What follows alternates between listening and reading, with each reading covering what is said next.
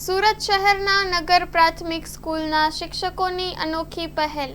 શ્રમજીવી પરિવારના બાળકો ભણીને આત્મનિર્ભર બની શકે તે માટે પ્રયત્ન।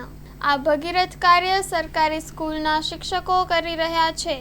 શાળામાં ભણાવવાની સાથે સાથે તેઓ શ્રમજીવી વિસ્તારોમાં જઈ હાથમાં માઇક અને પેમ્પલેટ લઈને શ્રમજીવી પરિવારના લોકોને જાગૃત કરી રહ્યા છે।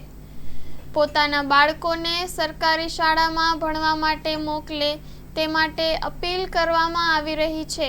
Story report by Sunil Ganjawala, Surat. અમે વેકેશનના 10-15 દિવસ પહેલાથી જ વિસ્તારમાં જઈને વાલીઓને જે નગર પ્રાથમિક શિક્ષણ સમિતિ સુરત છે તેમજ ગુજરાત સરકાર દ્વારા જે વિદ્યાર્થીઓ માટે લાભ અને યોજનાઓ આપવામાં આવે છે એ તમામની માહિતી પેમ્પલેટ છપાવીને દરેકના ઘરે ઘરે જઈને આપી રહ્યા છે। આજે નગર પ્રાથમિક શિક્ષણ સમિતિ દ્વારા વિદ્યાર્થીઓને બૂટ, મોજા, ગણવેશ, પાઠ્યપુસ્તકો, સ્પોર્ટ્સ યુનિફોર્મ, સ્પોર્ટ્સ શૂઝ આવા તમામ સારા લાભો આપવામાં આવી રહ્યા છે। સ્પોર્ટ માટે પણ ઘણા બધા લાભો છે। એમને એનસીસી તરફથી ટ્રેનિંગ આપવામાં આવે છે છોકરાઓને, ત્યાંથી સ્પેશિયલ ટીચર આવે છે।